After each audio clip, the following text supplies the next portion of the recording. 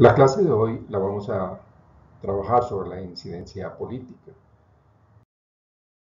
En realidad, lo que se busca con la incidencia política es realizar cambios, pero para ello no basta con tener una idea de qué es importante cambiar, sino que se debe hacer un excelente análisis y una definición de prioridades. En ese sentido, se define como un proceso deliberado y sistemático. No es a mí hoy me pareció que era importante, sino que tiene toda su ciencia, por decirlo así, e implica acciones de tipo político, involucra a la ciudadanía organizada o a grupos de interés o grupos que desarrollan este tipo de incidencia. En realidad lo que se busca es incidir en decisiones y que estas propuestas pues generen cambios y que favorezcan a los grupos de la población.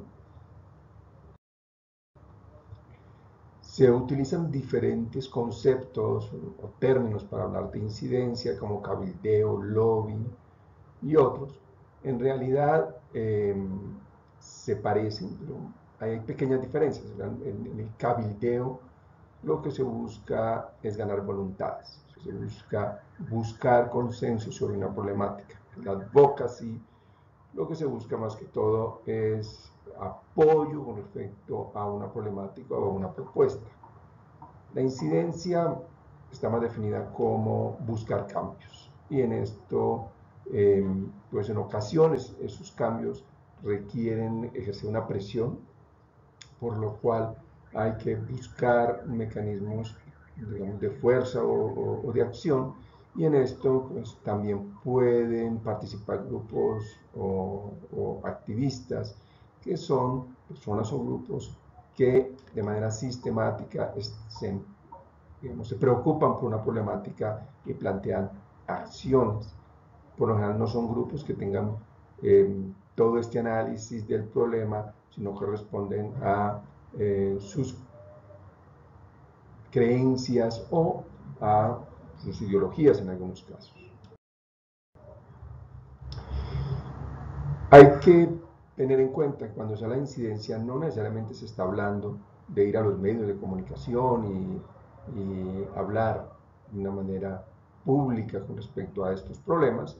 Esto puede ser una manera, pero sobre todo es llegar a los tomadores de decisiones. En ocasiones esto requiere involucrar a los medios de comunicación, en otras más es un contacto directo o indirecto con estos grupos o con estos tomadores de decisiones para que haya cambios.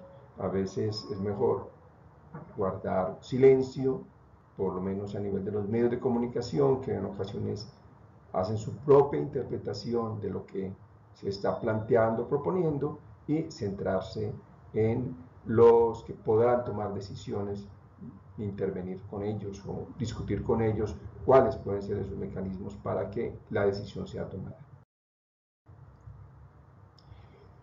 En incidencia es clave entender que no es un proceso, como decíamos, un proceso deliberado, un proceso sistemático, por lo tanto se requiere capacitación, formación en incidencia.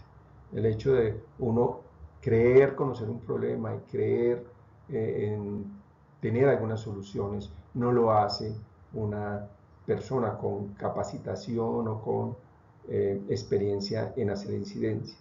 Por lo tanto, la parte de formación, existen cursos especializados en la temática de incidencia política. Luego está la parte de investigación. ¿Sí? Hay que ser capaz de entender a profundidad cuáles son los hilos que mueven esta problemática para poder plantear entonces soluciones que sean realmente eficaces o coherentes.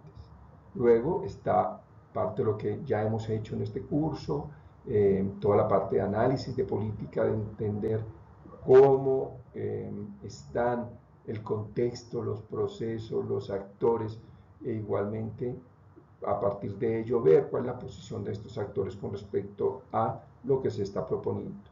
Luego hay que hacer una sensibilización que puede ser a la población en general a través de medios, pero puede ser también a poblaciones muy específicas, a grupos profesionales, o puede ser una combinación de diferentes estrategias de sensibilización. En en el documento que van a leer posterior a este video sobre introducción a la incidencia política, pues lo que se puede ver es que existen una serie de pasos importantes en ese proceso. Entre ellos está el diagnóstico. Y ese diagnóstico no basta con decir el problema es la obesidad o el problema es las enfermedades desatendidas o hay un problema con la primera infancia, pero hay que ir en detalle. ¿Cuál es realmente el problema? ¿Qué hilos mueven ese problema por la vía de causas o consecuencias o por la vía de entender determinantes de esas problemáticas? Porque no basta con decir que en la Guajira hay desnutrición, hay que entender mucho más las causas y los problemas que se mueven en torno a la desnutrición en la Guajira. Una vez que se tiene claro el problema, hay que plantear un objetivo, y un objetivo no es ahora un objetivo de política o un objetivo de un programa, como puede ser un objetivo de la política de atención integral de salud. No, ahora es un objetivo específico, claro, con respecto a esta incidencia que se quiere hacer. Entre los 50 problemas hay este que se considera clave, y en este el objetivo sería de esta manera. Un objetivo que cumpla con nuestros criterios de SMART, o sea, que es un objetivo que sea muy claro, que sea medible, que esté claro también en el tiempo, que tenga un tiempo establecido. Posterior a ello, hay necesidad de coordinar esfuerzos, tanto de diferentes actores como de diferentes organizaciones, para poder contar con, digamos, la masa crítica para desarrollar esta incidencia. Luego pasamos a un punto de investigación. Como les decía, hay que entender, una vez con frecuencia cuando hacemos el diagnóstico, lo que aparece es que se desconoce cuál es la incidencia real, por ejemplo, de hepatitis C en Colombia. Por lo tanto, pues si se desconoce, la campaña no se puede hacer en términos de exigimos que se conozca, no. O sea, hay una etapa de la campaña o de la incidencia que es, bueno, se desconoce, vamos a conocerlo. Una vez que lo conocemos, entonces vamos a diseñar la campaña. Luego está la parte de comunicación, y es comenzar a decir, mire, esta es la problemática, esto es lo que sabemos de esa problemática, esto es lo que ha sido eficaz, por ejemplo, en otros países, ¿sí? Y esta parte de comunicación, como les decía, puede ser a población general, como puede ser también a grupos específicos. Sobre esa base también es importante hacer cálculos, no solamente lo que cuesta hacer la campaña, pero lo que costaría, por ejemplo, hacer un cambio como la introducción de un nuevo medicamento, porque esto tiene implicaciones importantes. Y también va a influir mucho en los tomadores de decisiones. Si uno le oferta algo mejor y más barato, pues va a ser mucho más fácil venderlo que ofertar algo que es mejor, pero realmente implica 100 veces más inversión. Ahí cuesta más lograr convencerlos. Hay que plantear una estrategia, y en eso es muy importante entender los actores y qué le llega a los actores para plantear, bueno, lo que se va a hacer, la manera en que se va a hacer esta. Comenzar a movilizar a los diferentes actores, sobre todo interesados en la problemática, y esto es lo que nos permitiría llevar a una incidencia, ¿sí? Incidir directamente, o sea, generar cambios. Luego lo que hay que hacer es evaluar tanto la campaña como realmente estos cambios, qué efecto han tenido, porque puede pasar que propongamos un cambio y al final el cambio sea negativo, tenga unos efectos negativos. Hay una serie de pasos propuestos en el manual de incidencia política. Un primer paso es el análisis del problema, para lo cual ya se han planteado una serie de herramientas, y ustedes ya considero que tienen una serie de herramientas para desarrollar este análisis de la problemática. Luego está la definición de la propuesta. Ahí estamos, digamos, en ese momento. Luego del examen parcial, que fue más como un análisis del contexto y de la problemática, hay que pasar a, bueno, a partir de ello, ¿qué se puede proponer? Este es el segundo paso, y este es en el momento en que estaríamos. Entonces, la tarea que sale de esta clase de hoy es definir cuál es la propuesta, y sobre esa base proponer un objetivo con respecto a la incidencia política, con respecto al problema que ustedes vienen trabajando. Luego, teniendo claro el objetivo, se plantea un análisis de actores, un mapa de poder con respecto a esta propuesta específica. Ya no es con respecto a la problemática en general, sino a esta problemática o este objetivo o propuesta específica. Para pasar luego a definir las estrategias, cómo se haría, las actividades, eso qué costaría, y luego un plan de seguimiento y evaluación. Esto es lo que se esperaría como el examen final. Es cuál es su propuesta, cuál es el objetivo, cómo se haría esa incidencia, qué herramientas y esto cómo se evaluaría. Hay ejemplos de organizaciones que hacen incidencia política, digamos, famosas en el mundo, como Greenpeace, sobre todo por sus grandes campañas y por sus acciones mediáticas, y Greenpeace pues, tiene una serie de digamos, áreas de intervención, todas muy centradas en el tema de medio ambiente, pero van desde temas de contaminación de agua, acceso al agua potable, hasta temas como energía nuclear. Fukushima, por ejemplo, ha estado en la agenda de Greenpeace durante estos últimos años. Otra organización que desarrolla muchísima, que su centro es la incidencia política, es Amnistía Internacional, y ellos trabajan mucho el tema de derechos y de violación de derechos humanos, temas como en la censura, pero también temas como los asesinatos masivos o las condiciones de las prisiones. Hay que pensar un poco también en la academia, cómo se involucra en incidencia política. Y, digamos, la principal función de la academia es generar evidencia.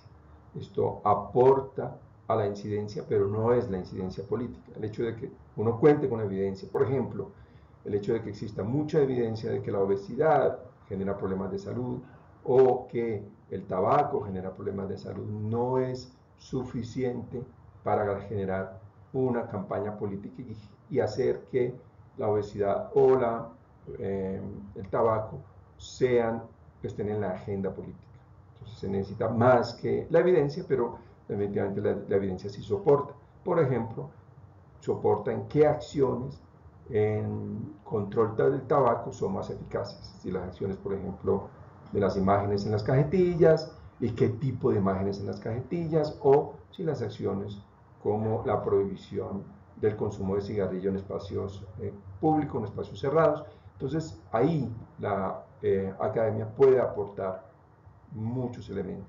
Igualmente puede proponer soluciones, esto a partir de este análisis, por ejemplo, de casos exitosos o de experiencias internacionales que hacen que Colombia pueda aprender de otros países en cómo han enfrentado sus problemas. ¿Puede participar de incidencia? Pues en esto no hay realmente un acuerdo, porque es importante mantener el debate y en ese sentido opiniones diversas en las universidades. Sin embargo, algunas universidades sí han planteado un posicionamiento como universidad, ¿sí? En temas políticos tan complejos como puede ser el aborto, ¿sí? Entonces, pues no me atrevería a decir que no, pero considero que la función principal no es, digamos, la militancia en una temática o en un grupo ideológico, sino más aportar en evidencia, pero también puede en un momento determinado, contando con esa evidencia, hacer parte de una campaña de incidencia. ¿Y para ello con qué cuenta? Pues de un lado cuenta con trabajo interdisciplinario, que es un elemento clave en esta incidencia, cuenta con investigación rigurosa, ¿sí? Tanto de métodos cuantitativos como métodos cualitativos para analizar los diferentes problemas, desarrolla consultorías que por lo general son mucho más cortas y en este caso es quien solicita la consultoría que propone o plantea qué problemática quiere resolver. Un elemento clave es traducir la investigación que por lo general se escribe en lenguaje muy técnico hacia tomadores de decisiones. Y no es que los tomadores de decisiones no tengan, digamos, la capacidad de entender este lenguaje técnico, el problema es que no es su prioridad. Y en ese sentido, no basta con decirle que el riesgo relativo de fumar es 16 veces más alto para cáncer de pulmón. Esto hay que traducirlo en que esto vale tanta plata al sistema de salud, por ejemplo, que es un lenguaje que para el tomador de decisiones le es más importante que si el riesgo relativo es 10 o 16.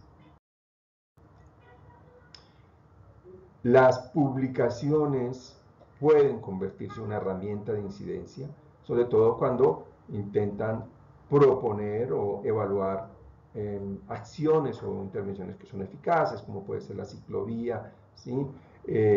Hicimos un trabajo, por ejemplo, sobre la malaria, el cambio en el tratamiento de la malaria, donde lo que se analizaba es si la evidencia generada de resistencia a los antimaláricos estaba realmente generando cambios en las políticas en diferentes países de África. Ese tipo de publicaciones luego ayudan a entender cómo la evidencia sí puede generar cambios, aunque no necesariamente en todos los países. Hay factores contextuales que hacen que un país tome una decisión diferente a la que está planteando la evidencia.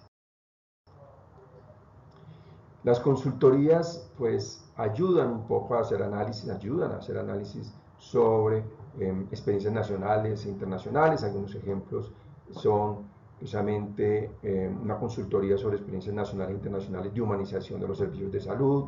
Hemos desarrollado una consultoría sobre análisis de los motivos de las tutelas, adaptación de modelos integrales, de modelo integral de atención en salud en zonas dispersas, etc.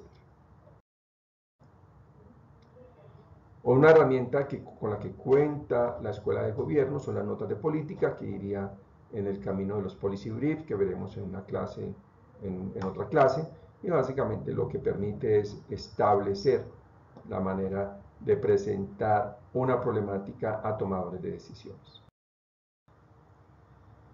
Además, la universidad cuenta con Congreso Visible, donde se puede dar seguimiento a las diferentes iniciativas del Congreso y ayuda a entender ese mundo complejo del Congreso y las decisiones que toma. Así vamos en salud, en la cual la maestría en este momento ha tomado la decisión de participar, pues también es un mecanismo de incidencia en la medida en que presenta información clara sobre los diferentes aspectos del sistema de salud o de los resultados en salud de los colombianos. Luego están las campañas. Entonces, las campañas que pueden ser campañas sobre temas como obesidad, cáncer de cervix, actividad física, etcétera. Lo que buscan es, ok, ya sabemos el problema, tenemos claro que cuál podría ser un poco la solución, pero ahora hay que lograr que esa solución sea una realidad, por lo cual se hacen una serie de mecanismos que pueden ir con hacer maratones sobre cáncer de seno, maratones para promover actividad física. Hay muchos componentes, digamos, de una campaña. Hay que diseñarla y tiene, digamos, unos tiempos específicos, tanto en su diseño como en su desarrollo. Yo he podido participar en campañas, por ejemplo, como la campaña que desarrolló y que todavía continúa desarrollando Médicos Sin Fronteras sobre acceso a medicamentos. O sea, hubo varios mensajes y uno de ellos es este de que los medicamentos no deben ser un lujo. Hay otro mensaje o una parte de esta campaña que tuvo que ver con el tema de enfermedades olvidadas. Luego de este video van a ver en la parte de una película en la cual pues, pude colaborar en la parte técnica, de asesorar a los directores del componente de enfermedad del sueño y que se desarrolló en República Centroafricana. Y entonces comienza en el minuto 64 del video y por favor lo ven, porque es clave mirar el posicionamiento de la realidad, de la necesidad, pero también de la industria farmacéutica con respecto a medicamentos. Otro ejemplo también de Médicos Sin Fronteras de campaña, pues, de efecto de esta campaña de acceso a medicamentos, ha sido la reducción de medicamentos, tanto de primera como de precio en medicamentos, tanto de primera como de segunda línea. O sea, en el 2007 los medicamentos de primera línea estaban en promedio de $1.000 al mes, unos 3 millones de pesos, y luego de una serie de acciones y una serie de lobby que se desarrolló, se logró una disminución hasta, que es lo que hoy se tiene, de unos $120, perdón, al año, el costo de un tratamiento, no al mes. ¿Sí? Esto es no tan simple como decir, no, es que hay que bajar el precio, hay que entender muchos aspectos, por ejemplo, de la producción farmacéutica, de los acuerdos de libre comercio, de la Organización Mundial del Comercio, de licencias paralelas, etc. ¿Sí? Es un mundo complejo, además porque el objetivo no es necesariamente bajar al mínimo el precio de estos medicamentos, hay que lograr un equilibrio entre precio y calidad de estos medicamentos. El fenómeno, por suerte, no parece ser grave en VIH hasta ahora, pero hace unos 10 años se convirtió en una problemática grave con tuberculosis, que no había ninguna empresa farmacéutica seria interesada en producir estos medicamentos que costaban casi nada. Aquí lo vemos también para segunda línea, no tan marcado como para primera línea, pero igual se ha logrado una disminución hasta unos $400 al año en los tratamientos de segunda línea, que es de nuevo un elemento importante, y no solamente es una disminución en ello, pero por ejemplo la posibilidad de usar dosis fijas únicas, o sea, combinar hasta 3 medicamentos en una sola tableta, cosa que no había sido posible mientras cada una de las empresas productoras, digamos, defendiera su propia patente.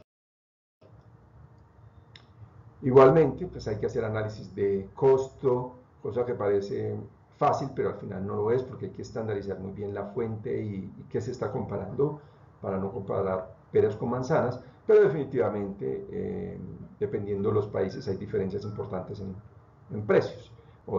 Este ejemplo acá es de medicamentos para el SIDA, pero igual podemos hablar de nuevos medicamentos para hepatitis C, donde hoy en día un tratamiento de 3 meses cuesta $85.000 en Estados Unidos, y eso es lo que se espera que costaría en Colombia, mientras que Egipto logró negociar por $900. Entonces hay una diferencia sustancial en los costos, que de nuevo influye en muchos aspectos. No es tan simple como decir, haga una campaña para que todo el medicamento sea gratis, porque esa no es, eso es digamos, una ignorancia con respecto a estas temáticas que son complejas.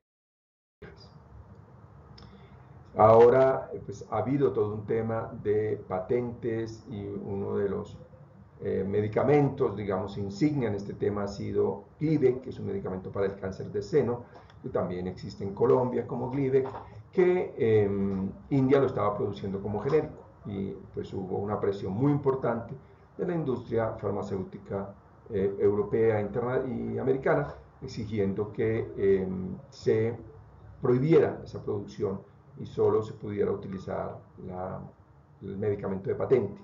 Entonces, esto ha generado de nuevo análisis profundos sobre las licencias, y el ejemplo del Glivec es interesante porque ya existía como medicamento antes de ser patentado por un uso diferente, ya que en su primer uso no logró tener buena eficacia, pero para el cáncer de seno sí está demostrando muy buenos resultados.